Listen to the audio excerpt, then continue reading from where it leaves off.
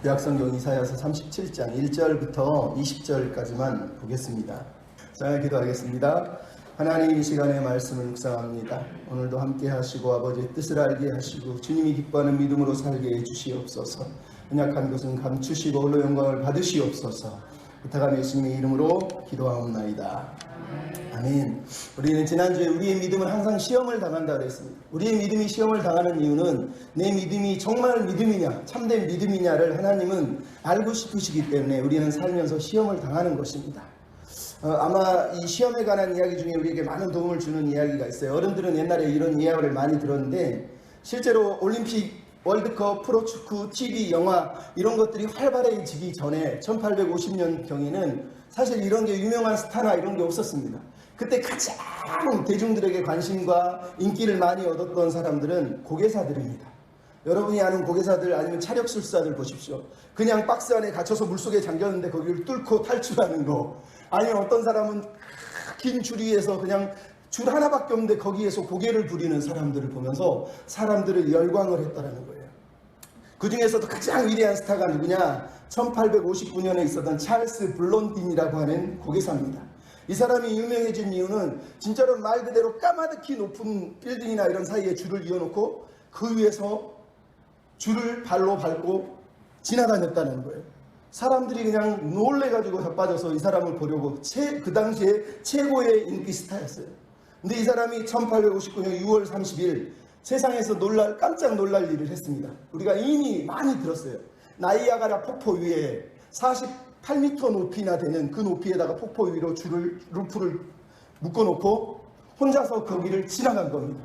수많은 사람들이 이 광경을 보려고 미국에서는 여기저기서 기차를 타고 열차를 타고 몰려들어서 이 광경을 찍기 위해서, 보기 위해서 말 그대로 지금 시대로 말하면 BTS예요, BTS. 와 하면서 환영을 하고 막 박수를 쳐주고 환호를 쳤던 시대가 있었어요.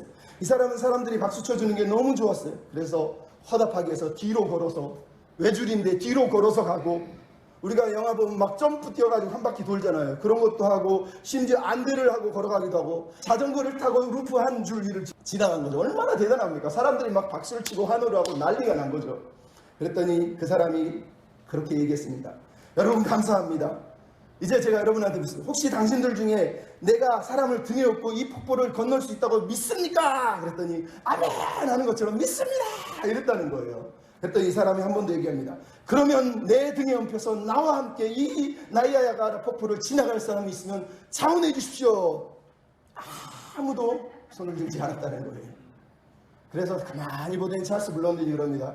아무도 없는 것 같군요. 당신 내가 당신을 업고 지나갈 수 있다고 믿습니까? 그랬더니 이 사람이 아멘! 우리식으로 믿습니다! 이랬다는 거예요. 그리고 나오라고 그랬어요. 그래서 이 사람을 등에 업고 실제로 1859년 6월 30일에 등에 업고 사람들이 다 보는 앞에서 그냥 이 사람이 자기에게 생명을 걸었다고 하는 그 무게감을 사람들에게 다 보여주면서 정말로 신중하게, 세상에서 가장 신중한 태도로 나이아가라 폭포를 지나갔다는 거예요. 나중에 알고 보니까 이 사람은 바로 이 찰스 블론딘의 매니저인 해리 콜코트라는 사람이에요. 다른 사람들은 그 사람이 앞에서 별 쇼를 하고 고개를 부리고 말 그대로 목사님 말대로 막 오병이의 기적을 일으킬 때 막 박수치고 환호했지만, 나야 등에 업혀서 갈 사람 얘기했을 때는 아무도 자원하지 않았다는 거예요. 누구만? 매니저만. 그 사람의 실력을 믿고 능력을 믿은 매니저만 등에 업혀서 실제로 거기를 지나간 거예요. 역사의 뉴스로 그대로 남아있는 사건을 우리에게 들려주는 거예요. 여러분, 오늘 이 이야기가 바로 신뢰, 믿음이 무엇인지를 우리에게 들려주고 있는 거예요. 믿음은 말로 하는 게 아니에요. 할 수 있습니다. 와, 좋습니다. 구경하는 게 아니에요. 진짜 믿음은 행동하는 겁니다. 진짜 믿음은 내가 그 사람을 믿는다라는 걸 삶으로 보여주는 거라는 거예요. 많은 사람들은 기적을 경험했고 봤고 와 대단하다라고 눈으로 봤지만 실제로 자기 삶을 그 안에 던지지 못했어요. 하지만 매니저는 그 사람에게 자기 생명을 맡기고 그 등에 업혔다는 거예요. 여러분, 하나님은 오늘도 우리에게 말씀하세요. 내가 너를 등에 업고 이 루프 위를, 이 벼랑 위를 지나갈 수 있다고 믿느냐? 네, 하나님 하고 하나님은 물어보는 게 아니라 그럼 업혀라고 말씀하는 거예요. 여러분은 업혀서 살고 계십니까? 하나님 등에 업혀서 사는 인생은 절벽을 지나든 벼랑을 지나든 폭포 위를 지나든 아무 문제가 없다고 진짜로 믿냐는 거예요. 믿음은 말이 아니에요. 믿음은 기도하고 소리 지른다고 되는 게 아니에요. 믿음은 행동하는 거예요. 삶으로 보여주는 거예요. 그래서 마틴 루터라는 사람이 옛날에 그런 얘기를 했어요. 믿음이 뭐냐? 내가 믿는 그것에게 생명을 거는 거, 그게 믿음이다 그랬어요. 그가 종교개혁을 할 수 있었던 이유가 거기에요. 내가 믿는 그 믿음에 내 생명을 걸어버린 거예요. 그래서 하나님이 그를 인정해 준 거라는 거예요. 로버트 슐러라고 하는 목사님이 시를 썼어요. 강용우라고 하는 어려서 중학교 때부터 눈에 축구하다가 시력을 잃었던 저 양평 서종에 살았던 그분 얘기를 제가 몇 번 했는데, 그분은 자기 책을 쓸 때마다 이 로버트 슐러의 시를 항상 읊으면서 자기 인생의 가장 큰 힘이 됐다는 거예요. 시의 내용이 어떻게 되는 줄 아십니까? 절벽 가까이로 나를 부르셔서 다가갔습니다. 절벽 끝에 더 가까이 오라고 하셔서 더 다가갔습니다. 그랬더니 절벽에 겨우 발을 붙이고 서 있는 나를 절벽 아래로 밀어버리시는 것이었습니다.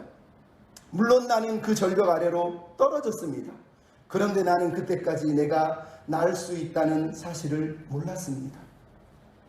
여러분, 로버트 슐러 그리고 평생 장애를 입은 강영우 박사가 눈이 멀 세상을 죽을 때까지 그 7, 80여선을 살 수 있었던 이유, 자기가 절벽 아래로 떨어져도 하나님이 날개를 주셔서 나를 수 있다고 믿었다는 거예요. 떨어지면 어떻게 죽을 건데요? 어떻게 해요, 하나님? 이건 말이 안 되잖아요. 내 상식으로는 안 돼요 라고 한 게 아니라 그분이 나를 밀었을 때 나에게 날개를 주신다는 걸 믿었다는 거예요. 이게 여러분 절벽 아래 벼랑 끝에 서 있는 믿음의 사람들의 믿음이고 용기인 거예요. 여러분은 믿음이 있습니까?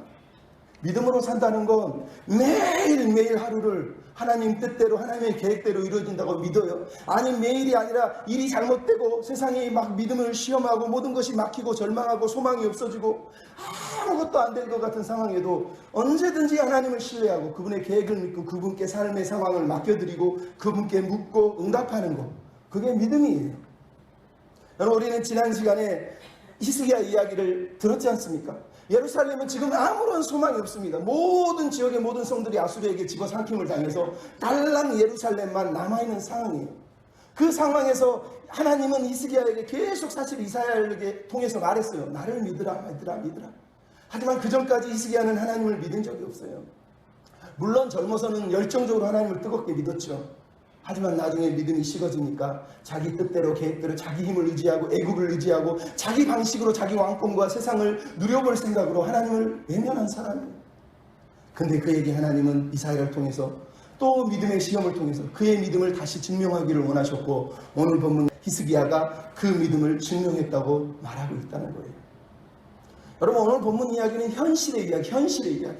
우리가 이사야 1장부터 34장, 35장까지는 무슨 이야기입니까? 7장, 8장을 빼면 나머지가 다 예언이에요. 예언. 말 그대로 네가 하나님을 믿으면 이렇게 할 거야. 하나님 믿으면 하나님 장차 이렇게 할 거야. 하나님 믿으면 이렇게 할 거예요.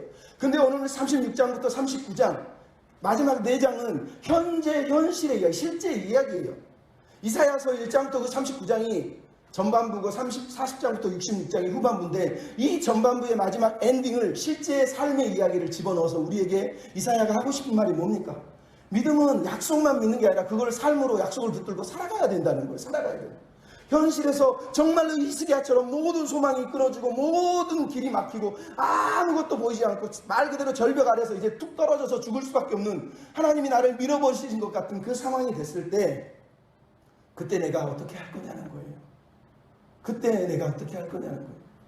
그래서 이사야서는 36장, 39장은 이 히스기야의 이야기를 우리에게 들려주고 있는 거예요. 이 현실 속에서, 이 삶 속에서 우리의 믿음을 하나님께 보여줄 수 있어야 된다는 거예요. 여러분, 오늘 본문 이야기는 여러분이 잘 아는 이야기예요. 히스기야가 하나님께 기도해가지고 응답을 받았다, 뭐 이런 이야기입니다. 하지만 성경을 읽을 때는 항상 우리도 기도하면 응답받는구나, 우리도 기도하면 어려움이 해결되는구나, 이런 식으로 그냥 직접 푹 뛰어서 들어가면 안 돼요. 왜? 여러분, 오늘 본문에 히스기야가 어떻게 기도했는지, 무엇을 위해 기도했는지 다 나와 있지 않고 몇 가지 가장 중요한 부분만 언급해서 오늘 성경에 기록을 해놨어요. 이 말은 히스기야의 기도가 중요하지만 그 기도의 내용이 더 중요하다는 거예요. 그 기도 속에 보이고 있는 그 믿음이 중요한 것이지, 막 기도해서 우리도 응답받을 수 있다, 기도하면 다 해결된다, 이런 믿음을 가지고 성경을 읽으라는 게 아니에요. 진짜 성경을 보는 사람은 왜 이사야서는 이 히스기야의 많은 기도 중에 다른 기도를 하나도 안 쓰고 이것만 썼을까? 이 기도만 우리한테 들려주고 있을까? 대체 이 기도가 뭐가 중요한데? 이 얘기를 우리로 고민하게 하는 거예요. 그래서 여러분 교회를 다니면 다닐수록 여러분 성경에 대해서 궁금해야 되고 말씀을 배우고 공부하는 게 무슨 의미인지를 좀 고민을 해야 돼요. 그냥 뭐 여러분 기도하면 응답됩니다. 뭐하러 우리가 설교를 하고 성경이 있습니까? 기도하면 되지. 아니란 말이에요. 우리가 기도하고 우리가 하나님 말씀을 듣는 이유는 거기에 하나님의 뜻이 있기 때문이에요. 이사야는 세상의 조롱과 세상의 시험과 믿음의 시험이 닥쳐왔을 때 하나님 앞에서 대단한 믿음을 보였어요. 벼랑 끝에서는 용기를 보였고 세상을 이기는 믿음을 우리에게 보여준 거예요. 그 믿음의 내용이 무엇입니까? 한번 따라서 하십시다. 하나님께로 방향을 돌이킵시다. 네. 하나님께로 방향을 돌이키라는 거예요. 마음의 방향이든 생각의 방향이든 소망의 방향이든 믿음의 방향이든 내가 어디에 도움을 구할까, 어디를 의지할까, 무엇을 기대할까 하는 그 모든 어떤 방향들을 하나님께로 돌이키라는 거예요. 그게 진짜 믿음의 출발점이라는 거예요. 여러분 오늘 본문 우리가 1절을 보면 히스기야가 종들의 신하들의 보고를 듣고 나서 했던 일이 뭡니까? 그 말 듣고 옷을 찢고 굵은 베옷을 입고 여호와의 전으로 갔다라고 얘기하고 있어요. 여러분 이미 이 이야기는 36장 21절부터 시작되는 이야기지만 히스기야는 지금 뭐라고 했어요? 옷을 찢고 베옷을 입고 있어요. 이것은 말 그대로 히브리인들에게는 하나는 애곡의 표현, 애통의 표현, 비탄한 표현, 세상이 이렇게 처참한 일을 당할 수 있느냐는 거죠. 하지만 또 하나는 뭐예요? 회개의 표현이래요. 이스라엘 백성은 항상 회개의 표시로 옷을 찢고 베옷을 입는 거예요. 히스기야는 지금 처음으로 하나님 앞에서 회개의 표현을 하고 있어요. 그동안에는 하나님을 찾지 않은 그가 드디어 세상의 모든 소망이 다 끊어지고 나니까 내가 뭔가 잘못 살았구나 라는 걸 생각했다는 거예요. 그래서 그가 어디로 갑니까? 여호와의 전으로 갔다는 거예요. 드디어 그의 인생의 방향을 바로 정한 거예요. 그동안은 애굽을 쳐다보고 아수르를 쳐다보고 돈을 쳐다보고 자기 힘을 쳐다보고 군대를 쳐다봤는데 이제는 그가 도움을 받을 곳 피난처가 어딘지를 처음으로 정확하게 바라봤다는 거예요. 여호와의 전으로 갔다는 건 하나님이 나의 도움이고 하나님이 나의 기댈 곳이고 하나님이 내 인생의 방향이라는 걸 깨달았다는 얘기를 하고 있어요. 그전까지는 하나님을 향하지 않았던 사람이 이제는 하나님을 온전히 향하고 있는 거예요. 선지자 이사야에게 자기 종들을 보냈다라고 얘기하는 것 또한 마찬가지예요. 자기만 간 게 아니라 이사야에게 종들을 보냈다는 얘기 뭐예요? 하나님의 도움이 없이는 안 된다는 거예요. 하나님의 도움이 없이는 설 수가 없다는 걸 온전히 믿고 있는 거예요. 여러분 이사야가 그토록 얘기했던 그 믿음을 이제 처음으로 히스기야는 보여주고 있어요. 너는 잠잠히 하나님을 신뢰하여야 구원을 얻을 것이다. 근데 그는 신뢰하지 않고 그 젊은 날에 그 혈기에 옛날에 내가 영적 개혁 좀 일으켰거든. 나는 정말로 신앙의 경험을 많이 한 사람이야. 그러면서 자기 경험을 가지고 하나님을 의지하지 않고 오히려 애굽을 의지하고 돈을 의지했던 사람이에요. 근데 그 사람이 이제는 애굽이 아니라 돈이 아니라 군사가 아니라 하나님의 전으로 나아갔다라고 말하는 거예요. 그럼 이게 믿음의 사람이 도망갈 때도 하나님께 도망가는 사람이 믿음의 사람이라니까요. 여러분 우리가 아는 다윗 이야기를 보십시오. 다윗이 사울이 자기를 죽이려 합니다. 사무엘상 21장에 보면 도망을 갑니다. 제일 먼저 도망을 가서 어디로 간 줄 아세요? 노비라고 하는 곳에 아히멜렉 제사장이 있는 높 성전으로 가요. 성전으로. 도망자가 왜 빨리 광야로 안 도망가고 성전으로 먼저 가냐고요. 여러분 다윗은 도망자로 살지만 광야에서 살지만 가장 먼저 스타트를 끊어서 도망간 자리가 하나님의 집이었다는 얘기를 하고 있는 거예요. 왜? 광야에서 도망다니겠지만 그 모든 광야의 도망자 시절을 하나님의 전에 하나님께 맡겨드리기 위해서 여호와의 전 높 제사장 집으로 도망갔다는 걸 우리가 알 수 있는 거예요. 성도의 본능인 겁니다. 성도의 본능. 물론 이 성전은 어떤 사람은 교회라고 말하고 싶겠지만 교회도 맞아요. 도망갈 때 우리가 도망갈 게 어디입니까? 하나님이에요. 하나님. 그 상징이 교회이고 그 상징이 내가 무릎을 꿇고 그 상징이 내가 기도하는 거죠. 그럼 그런 믿음의 삶을 살아야 되지 않겠습니까? 히스기야가 딱 하나님께로 도망가서 첫 번째 했던 내용이 뭡니까? 바로 자기를 부인하는 기도를 드렸다는 거예요. 여러분 보십시오. 지금 히스기야가 3절에 하는 내용이 뭡니까? 이사야에게 전달하기를 환난의 날, 책벌의 날, 능욕의 날이라고 얘기하고 있어요. 환난과 책벌과 능욕이라는 뜻이 뭐예요? 지금 너무 환난을 많이 당하고 우리가 능욕을 당하고 있는데 그 가운데 뭐가 들었어요? 책벌의 날이라는 거예요. 책벌이 뭔지 아시죠? 벌받아 마땅한 날이라는 뜻이에요. 우리가 하나님을 버렸기 때문에 벌을 받아 마땅한 날이라는 걸 깨달았다는 거예요.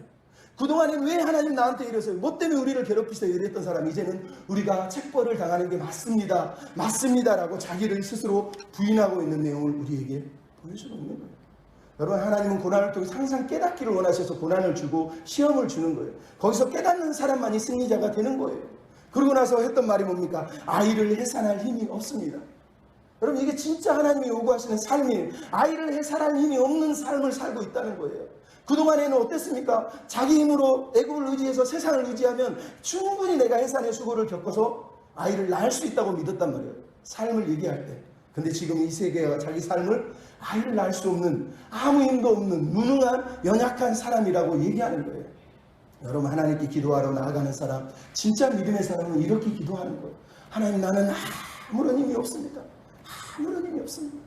그러면 이 얘기가 어디서 나왔어요? 이사야 26장 18절에 보면 우리가 산고를 하였어도 바람을 낳은 것 같습니다. 이사야 33장 11절에 뭐라고 하고 우리가 겨를 잉태하고 집을 헬산했습니다. 하나님이 기도할 때 이 기도를 요구하셨다고 이사야가 계속 얘기하잖아요.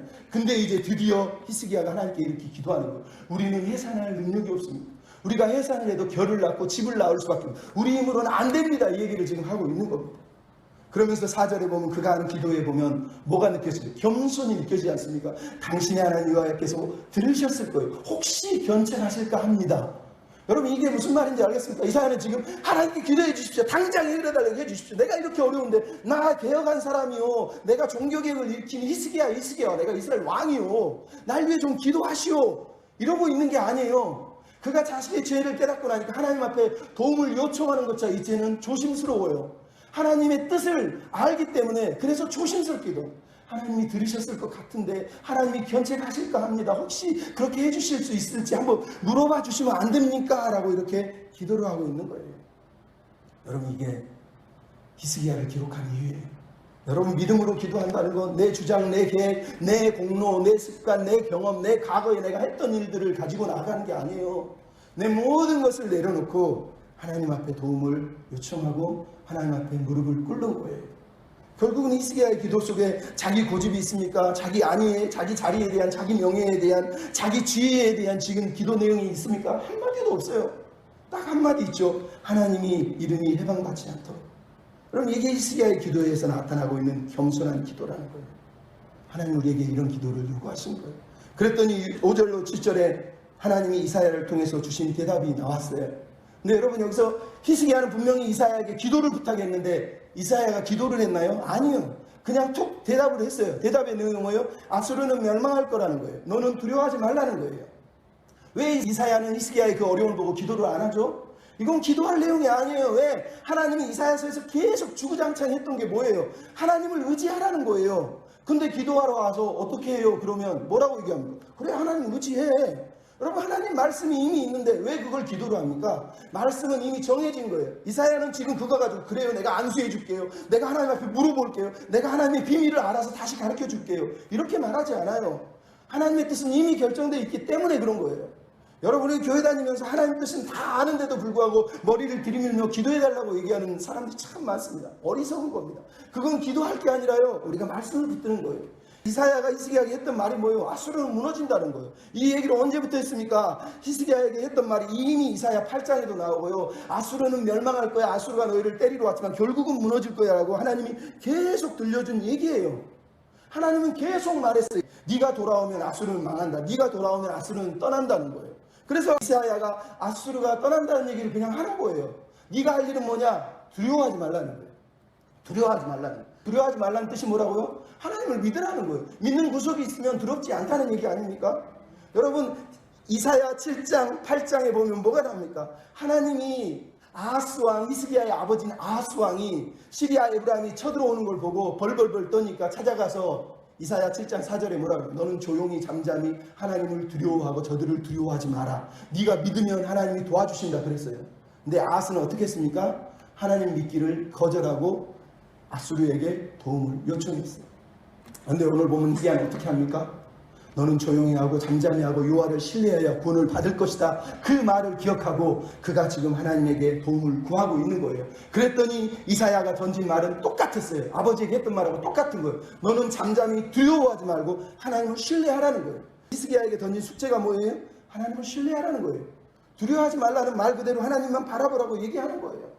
우리가 매번 얘기하잖아요. 성경에서 가장 많이 나오는 하나님 우리에게 주신 권면이 뭐라고요? 사랑하라, 용서해라, 말씀을 지켜라예요? 아니요. 365번이나 나오는 단어가 두려워하지 말라예요. 매일매일 우리는 두려워하기 때문에 365일마다 우리는 두려워하지 말라는 하나님의 명령, 다시 말해서 하나님을 신뢰하라는 명령을 받는 거예요.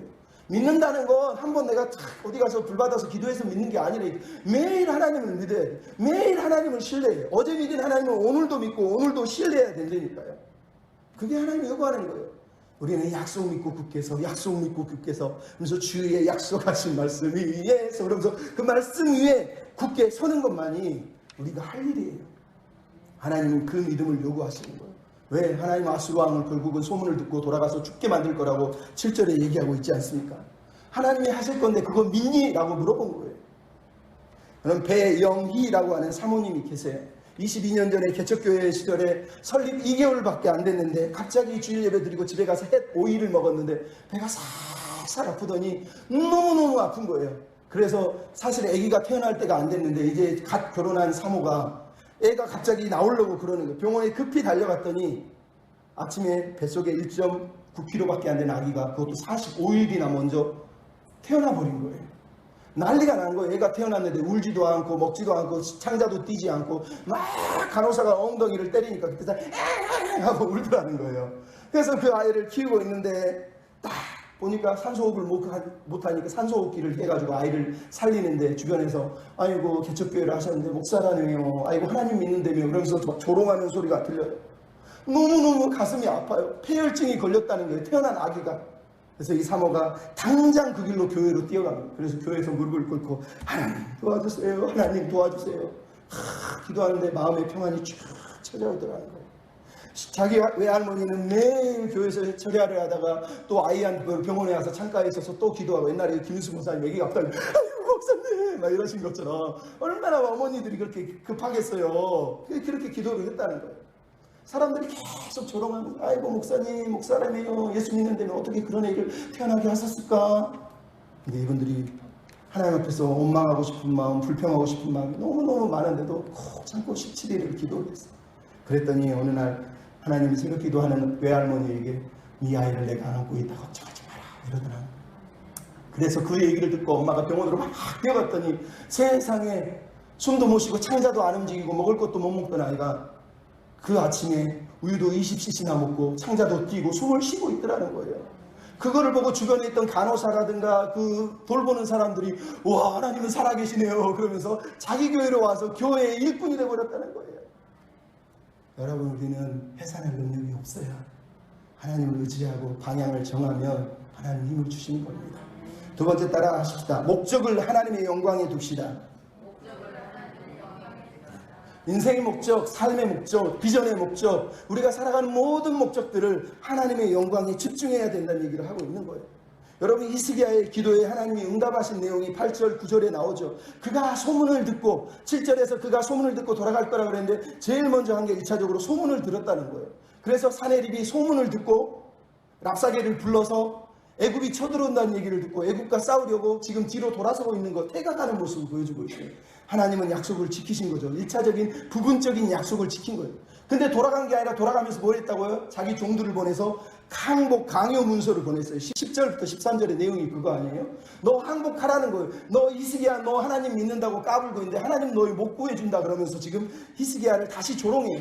랍사가가 했던 조롱을 요약해서 하고 그 타겟은 정확하게 하나님에 대한 얘기였어요. 10절을 보면 뭐라 그래요? 히스기야야 네가 신뢰하는 하나님에게 속지 마라. 하나님 너 못 도와준다. 하나님은 그럴 힘이 없다. 하나님은 신이 아니다. 라고 얘기를 하고 있어요. 그러나 11절 13절에 뭐라고 사실을 근거로 얘기하면 역사의 근거. 아수르가 고대 군동에 왕권을 누렸던 이유 자기 아버지의 대왕들이 뭘 했다고 얘기합니까? 11절 13절의 내용에 모든 나라들에서 아수르 왕들이 했던 일을 너 기억하느냐?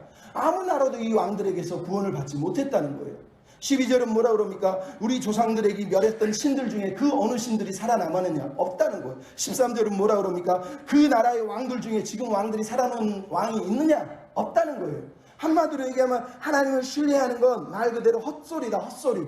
그러니 신뢰하지 말라는 거예요. 어떤 왕도 어떤 신도 어떤 나라도 아수르 왕한테 아수르에게 달려들어서 이긴 나라가 없다는 얘기를 하는 거예요. 너무 역사적인 사실이에요. 고대 군동의 사람들은 다 알아요. 너 들었지? 히스기야가 얘기한 것처럼 그 당시 사람들은 다 들은 내용이에요. 지금 사내립의 아버지, 그 아버지의 아버지, 그 아버지의 아버지가 그 당시 고대 군동을 장악하면서 했던 놀라운 업적들을 히스기야가 알고 있어요. 그 역사적인 사실 앞에서 히스기야는 어떤 면에서 할 말이 없어요. 당신 말이 맞습니다. 아 맞아요 라고 끝낼 수가 있는 거란 말이에요. 여러분, 온수는 지치지 않습니다. 잠깐 물러갔다 그래서 다시 안 오는 게 아니에요. 지난주에 얘기했죠. 여전히 위협을 하잖아요. 돌아가면서도 항복하라고 얘기하잖아요. 여러분, 그래서 말하는 거예요. 믿음의 성장은 진공 상태에서 성장하는 게 아니에요. 내 주변에 아무것도 없는데 내가 믿음이 자라나요? 아니요. 내가 믿음이 자라도 옆에서 찌르고 시험하고 건들고 무너뜨리고 계속 흔드니까 내가 믿음이 자라는 거예요. 얘가 가만히 있으면 자랍니까? 뛰어다니고 싸우고 넘어지고 욕만 빼고 다 해야 돼요. 그러면서 자라는 거 아닙니까? 자전거는 페달을 밟아야 자전거예요. 그래야 앞으로 가는 거예요. 자전거 타고 나 자전거 타려고 가만히 섰고 페달을 안 밟으면 그게 무슨 자전거 타는 거예요. 믿음도 마찬가지예요. 예수 믿는다며 믿음이 좋다며 그러면 페달을 밟아야죠. 페달을 밟게 하시려고 하나님 뒤에서 미는 거예요. 밟아야 된다니까요. 그래서 사내립이 도망가지 않고 히스기야에게 지금 항복 문서를 다시 던지는 거예요. 근데 여기에 히스기야가 지금 기도하고 있어요. 그게 14절부터 20절 내용이에요. 여러분, 히스기야는 자기 아버지하고 틀렸어요. 아버지는 두려워 말라 그랬을 때 두려워했지만 히스기야는 두려워하지 말라 이 말을 듣고 실제로 진짜로 두려워하지 않고 하나님께 기도하는 내용이 14절부터 20절에 나오잖아요. 여러분, 아버지 하나님께 방향을 돌이켜서 돌아간다는 내용은 마음만 돌아가면 안 돼요. 몸만 돌아가면 안 돼요. 지, 정, 의, 내 지식과 내 생각과 내 감정과 내 의지가 다 아버지 하나님께 돌아가야 되는 거예요. 말 그대로 하나님에 대한 지식을 이제는 새롭게 바르게 갖추는 거예요. 근데 여러분, 오늘 본문의 히스기야의 기도를 보십시오. 이 기도 속에서 우리가 보는 건 히스기야의 기도가 너무너무 탁월하다는 거예요. 그는 어려움이 닥치니까 다시 여호와의 전으로 갔어요.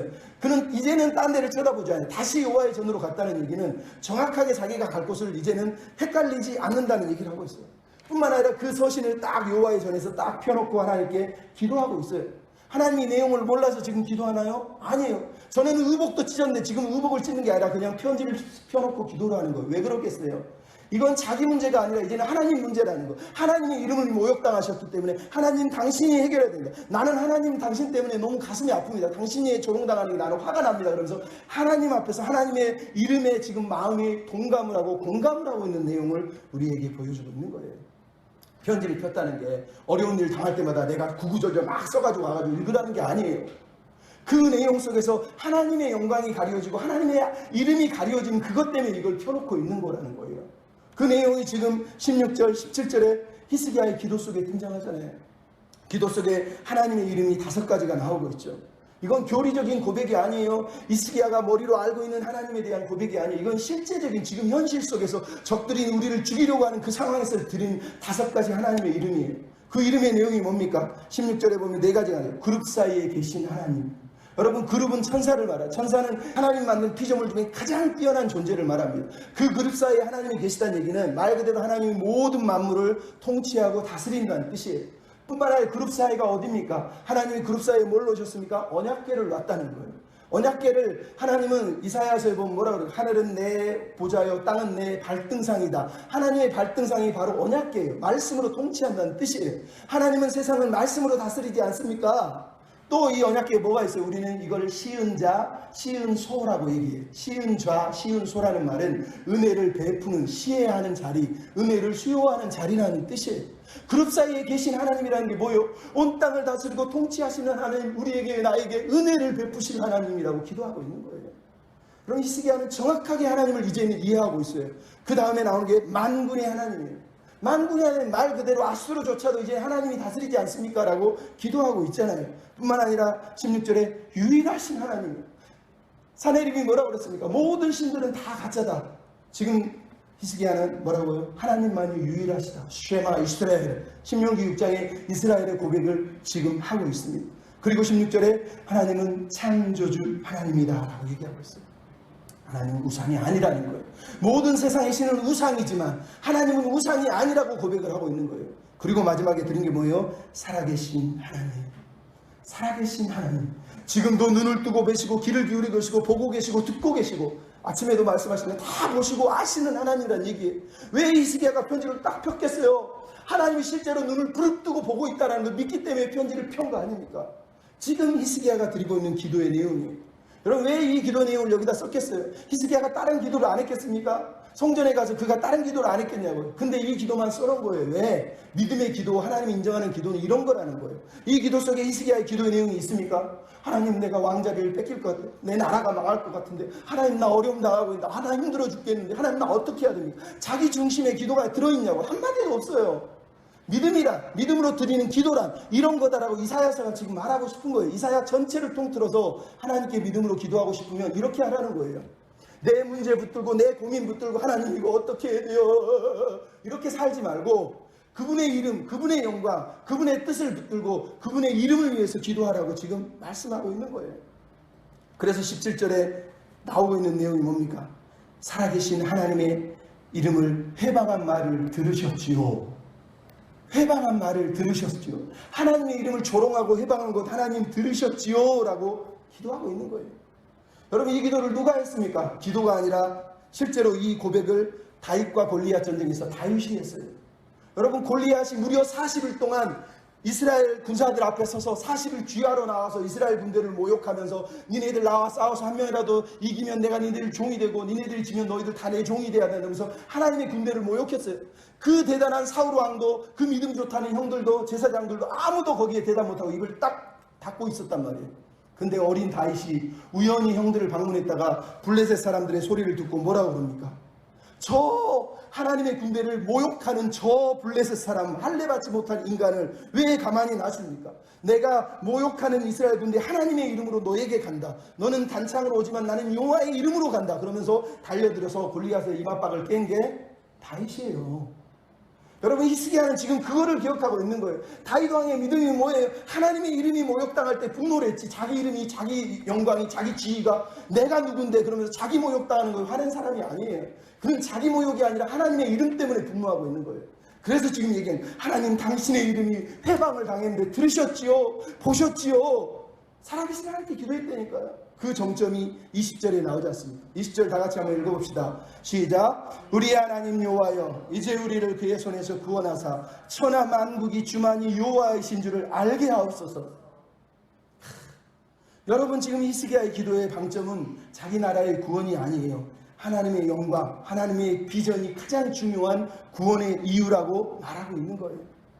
그럼 계시록에 뭐라고 그럽니까? 온 세상 나라가 우리 주의 나라가 되고 그리스도의 나라가 되어 영원토록 다스릴 것입니다. 하나님의 꿈이에요. 모든 나라가 주의 나라, 하나님의 나라, 하나님의 통치를 받는 나라라는 거예요. 지금 히스기야의 기도의 내용이 그거예요. 그는 나를 구원해 주시고 우리 나라를 구원해 주시고 이 얘기를 하는 게 아니에요. 하나님이 온 땅을 다스리는 왕이신데 하나님이 이 일을 통해서 하나님의 이름이 온 땅 만민 천하 가운데 모든 나라 가운데 선포됐으면 좋겠습니다라고 하나님의 영광을 위해서 기도하고 있다니까요. 여러분 이게 중요한 거예요. 기도라는 건 프레임 전쟁이에요. 세상은 매일마다 우리에게 얘기합니다. 행복이 먼저야. 행복은 목적이고 하나님은 수단이야. 행복이 목적이야. 성경은 얘기합니다. 행복은 수단이고 목적은 하나님이라는 거예요. 구원은 수단이고 목적은 하나님이라는 거예요. 우리가 무슨 기적을 맞든 우리가 무슨 은사를 체험했든 우리가 무슨 좋은 일을 겪었든 그 이유는 그건 수단이고 목적이 정해져 있어요. 뭐? 하나님의 영광. 하나님의 영광. 여러분 기도는 프레임 전쟁이에요. 세상의 프레임에 갇히면 안 돼요. 세상 프레임에 빠져가지고 교회에 와서도 내 행복을 위해서 내 가족을 위해서 내 자신을 위해서 하나님 내 거예요. 이거 내 건데 지키게 해주세요. 내 건데 내가 노력을 나가면 내가 아주 화가 나요. 내가 분노해요. 여러분 그건 하나님 믿는 사람이 아니라니까 실제로. 진짜 하나님을 믿는 사람은 하나님의 이름, 하나님의 영광, 내가 사는 존재의 이유가 그거라는 걸 깨닫고 하나님께 붙들고 기도하는 거예요. 세상의 관점을 내려놓고 그분의 관점으로 다시 보는 거예요. 그룹 사이에 계신 하나님이, 만물의 통치자 하나님이, 창조자 하나님이, 살아계신 하나님이, 유일하신 하나님이 이 상황을 다 보고 계시지. 하나님의 꿈, 하나님의 나라를 위해서 이 상황은 옳은 게 아닌 것 같아. 하나님 당신의 나라를 위해서 일하십시오라고 기도하고 있는 게 바로 히스기야의 실로의 기도예요.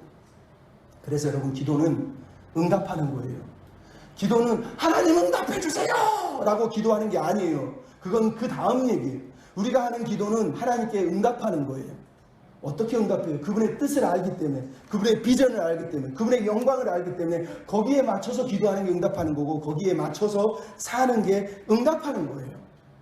상황에 관계없어요. 그래서 믿는다는 것. 상황이 아니라 하나님의 뜻과 목적과 비전에 맞춰서 내 기도를 올려드려야 된다는 거예요.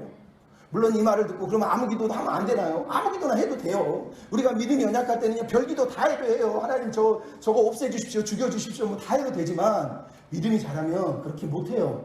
믿음이 좋으면 그렇게 안 해요. 왜? 하나님의 뜻이 거기에 없다는 걸 알기 때문에. 하나님이 들어주시는 건 애기니까 그냥 불쌍해서 그러는 거예요. 이은지 사모 맨날 아이로가 가지고 막 이것저것 저것저것 막 성질이 나는데도 어쩔 수 없이 해주는 건 애잖아요. 애. 근데 평생 하나님 앞에서 이거 투덜이요 이러면서 살면 되겠어요? 아니죠. 하나님의 꿈, 하나님의 뜻, 하나님의 비전 알고 있지 않습니까? 여러분, 엘리자베스 프렌티스라고 하는 27세의 여성이 목사하고 결혼을 했습니다. 근데 몸이 너무너무 약해서 집에서 누워있는 시간이 많았는데 결혼한 지 11년 되던 해에 자기 두 아이가 전염병으로 죽어버렸어요. 하나님께 기도했어요. 하나님, 헌신된 목사의 가정에서 내가 결혼을 했는데 이게 무슨 꼴입니다. 내가 하나님을 위해서 살고 있는데 어떻게 나한테 이럴 수가 있습니까? 너무너무 말이 안 되지 않습니까? 하나님, 어떻게 우리 집을, 목사 가정 아닙니까? 목사요 목사. 그랬더니 하나님이 그럽니다. 사랑하는 프렌티스야, 슬프니? 네, 슬픕니다. 하나님 말씀하십니다. 너는 저주와 사망을 대신해서 하나밖에 없는 독생자를 너 대신 십자가에 못 박아 죽인 사건에 대해서 슬퍼해 본 적이 있니? 이 여자 사모가 거기서 울면서 회개를 합니다. 그렇구나. 내가 맨날 내 생각만 하고 내 삶만 걱정하느라고 주님이, 하나님이 자기 아들을 주신 그 사랑, 그 은혜, 그 아픔은 생각도 못 해봤구나.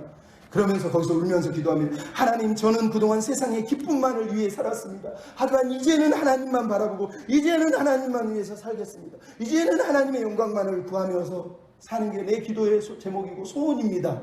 그리고 그 자리에서 시를 썼어요. 그게 찬송가가 됐어요.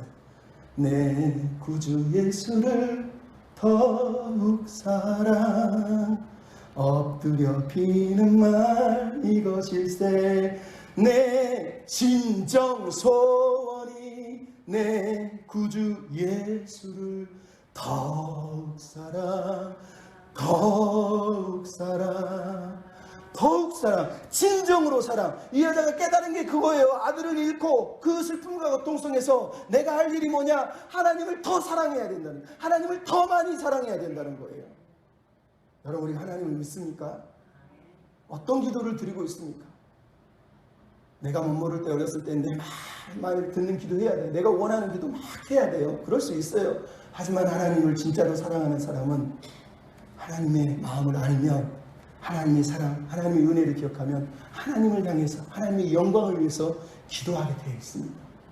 여러분, 힘드십니까? 벼랑 끝에 서 있는 것 같습니까? 하나님이 밀어버리는 것 같습니까? 날개를 주셨어요. 예수 그리스도라는 날개, 의의 날개, 보혈의 날개, 여호와를 앙노하는 자에게 날개치며 올라가게 하시는 그 은혜의 날개를 우리에게 주셨다니까요. 방향을 정해서 하나님께 피하면 돼요. 하나님께 달려가면 돼요. 우리의 삶의 방향을 날마다 하나님께, 매일마다 눈을 뜰 때 하나님, 눈을 감을 때 하나님, 뭘 할 때마다 하나님을 찾는, 매일매일 하나님을 구하는 사람이 되십시오. 날마다 인생의 목적을 하나님의 영광에 두면 돼요. 내 목적, 내 인생이, 내 행복, 내 만족이 되니까 힘들고 어렵죠. 저 사람 왜 내 행복에 안 맞춰줄까? 내 기분에 안 맞춰줄까? 내가 원하는 대로 안 해줄까? 와, 짜증나네, 열받네. 하나님의 목적에, 하나님의 영광의 목적에 맞추면 그거 괜찮아요. 하나님이 영광을 받으시는 게 뭘까? 이거를 통해서도 하나님이 하실 일이 있으시죠. 하나님, 그러면 그 일을 하시옵소서라고 기도하는 그런 사람이 될 수 있다니까요. 여러분, 우리의 삶의 방향을 주께 드리고, 우리의 삶의 목적을 주께 드리고, 하나님 영광 받으시옵소서. 이렇게 기도하며 나아가시는 저와 여러분이 됐으면 좋겠습니다. 우리 피난처 되시는 주 예수 같이 부르시면서, 하나님, 내가 기도할 때 하늘이 문이 열리고 하나님의 나라가 온 땅 가운데 임하고 모든 민족이, 모든 백성이, 모든 사람들이 여호와께 방향을 돌리고 여호와 하나님께 돌아오고 여호와 하나님의 영광을 구하고 만민이 하나님의 이름을 아는 일이 일어나게 해주십시오. 이런 마음으로 우리 같이 기도하며 마무리하겠습니다. 피난처 되시는 주 예수,